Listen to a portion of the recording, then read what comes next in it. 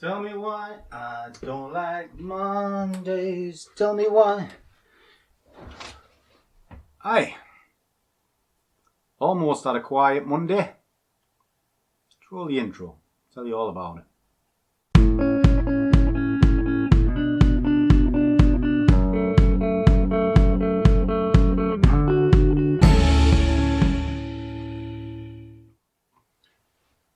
Hi, welcome to the channel. If you haven't been here before, my name is Langers and I am the Scruffy Trader. And today I was going to be having a day off. However, I've ended up doing a little bit of a live trade just to show something to put my mind at rest. You see, last week I did a London breakout challenge and it was one market, one premise, basically a breakout. And bear with me, looks like I'm getting a visitor. Yes? Or is this to cheer me up? Thank you very much. Say hello to everybody. Hi. That is Winky, the supplier of coffee, because we all know Winky likes a coffee. Well, Winky does like the coffee, but we all know Scruffy likes the coffee, but Scruffy likes Winky as well. And Star Wars, as you might gather by the paraphernalia that's around my office. Sorry, as I was saying, last week I did a breakout challenge all week and I dialed my position size down to a fiver, so it wasn't in the realms of impossible measures that anybody could achieve. You know, I thought it was quite realistic and traded it quite well. Also kept a running total of my pip counter, well, what a position counter if you like, which I changed to a pip counter, and followed up with the importance of keeping a journal across the weekend. Thought I was doing a good thing. Apparently not. Woke up this morning, because I don't really answer emails on a Sunday, to quite a bunch of emails. A lot of them were very good, you know. They were quite pleased to see the consistency of one market, one strategy, and that it worked. And then I had a couple that were, it was unfair. Okay, why was it unfair? It was unfair because I was trading at £5 a point. I wasn't. I was trading a position of £5 broken up into £1 bits. So they couldn't even work that bit out. But I digress. They then said it was an unrealistic expectation. Why? And again, the reason it was unrealistic is because I use my knowledge of the markets to decide what direction it was going, and they felt it was unfair. So I thought, right, okay, I'll address this. Whatever system you use, as long as you make a profit, is fair. That is it. You know, I am not going to just go willy-nilly into a market and give away my hard-earned money. I am not a multimillionaire. You know, I do okay and I earn a half-decent salary, but that's all it is. It's just a salary. All right? It's not sort of in the hundreds of thousands or anything like that. It's just normal. So I am sure as hell not going to lose it just because somebody can't work the charts and thinks that everything must be mechanical. Mechanical systems work for 90% of what you are doing. And I proved that last week. The last 10% comes from your ability to read the chart. But those systems have a higher lose rate than they do win rate. And that's because mechanically you can't change. How do I put this? If you apply a 100% mechanical system into the markets, as is sold by a lot of the clowns out there, over a period of time you're going to fail, because the edge is with the market. And the reason it's with the market is because the markets are dynamic. They have a life of their own and they move and they don't follow fully mechanical systems. As long as there's a human being pressing that button, the markets will be erratic. So what you have to do is start at 50-50 with a mechanical system and then start adding layers to give that edge on your side. Okay? And that is where reading the charts comes into it. Because you need to be able to see the pulses in the candles, understand the makeup of the candles, and then understand the waves that those candles make up, and then make an informed decision. You can bound it out as in a breakout strategy. Nothing wrong with that. You know, I think it's a good strategy, and I use a breakout strategy most days. But I also need to know what the direction is. And then the direction works out which side it's going to break on. Because if you're just leaving it to chance, every morning at 9 o'clock, get a coin, flick it, that's your strategy. So of course I'm going to use my knowledge and the way I read charts to make some money. So I thought, right, okay, what I'll do today then, I've done another live trade.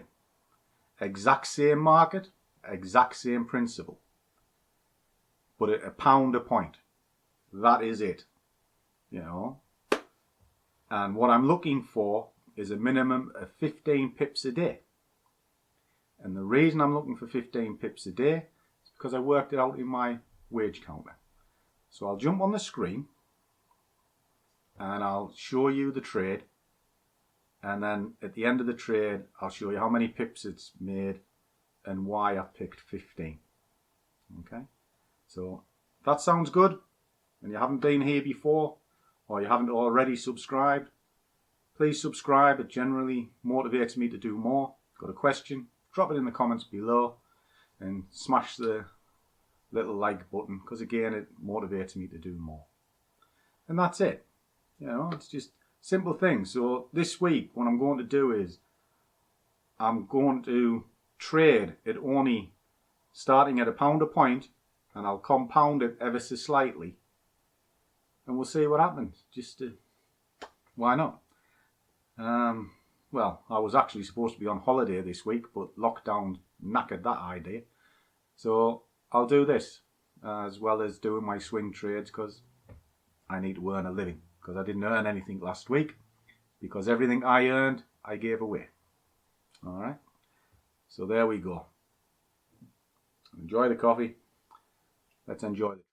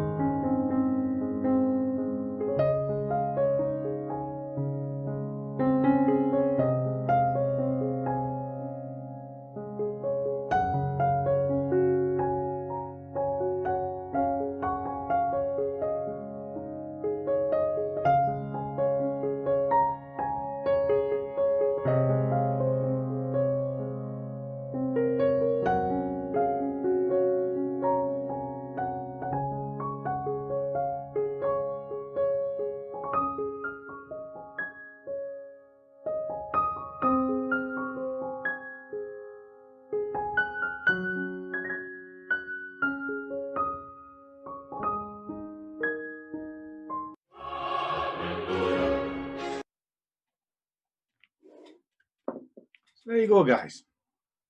Simple trade, exactly the same as last week. Cable, based on a breakout into boxes. And very, very small position size. In fact, I opened 2 trades up today, pound each, broken into 2 other halves. So the first one was 50p a unit, second one was 55 because I compounded it, and I'll explain why I was compounding it in just a second. So what I'll do is I'll jump onto my spreadsheet and I'll share the screen and I'll show you why I was looking for 15 pips. Okay, so bear with me just a second. Okay, so this is what I've done today. And if you remember, I said I was looking for 15 pips. Well, I actually achieved 28.4, which was made up of these 4 trades. And if you haven't seen me do this before, basically I opened up 4 trades today. 1, 2, 3, 4. They gave me a total of 14.95 in profit, which equaled 28.48 pips. Cashed out all 4, haven't part closed any, and I'm not holding any overnight. And the way it worked was very simple. These 2 positions here were the first trade this morning, £1, 50p each. They both closed out. The reason I split them is in case one of them runs. That went to full target. This one came back and stopped out. Because it stopped out early in the morning, I thought I will open up a new position. If it was late afternoon, I wouldn't, but I did. And because it had already hit target, I compound and I increased a few pennies onto each of the positions using house money banked to pay for this new position. And they both closed out, giving me 28 points. Easy, right? And I know you're looking and think, it's only 14 quid. Yeah, it's only 14 quid. It didn't even pay for the pizza I had the other night. But in reality, it's a good return because it's over 28 pips. Okay. And the reason why it's a good return is because it's based on a plan. And the plan comes from this wage maker, which is here. Now, I said 15 pips is the target each day. And to some, it will be a random figure, but it's not. You see, this week, I should have been on holiday, getting on an airplane and enjoying a little bit of sun and maybe there's a few beers that I shouldn't have. And I thought, well, how much does a holiday cost? Well, for me and Winky to have a quick trip to Tenerife or Mallorca, wherever we go, it's about 1,800 quid. You know, 750 each, 300 quid spending money, 1,800 quid. So I just put into here, I want £1,800 in a year. And I'm starting at 50p. And it works out. It's 15 pips a day. Okay.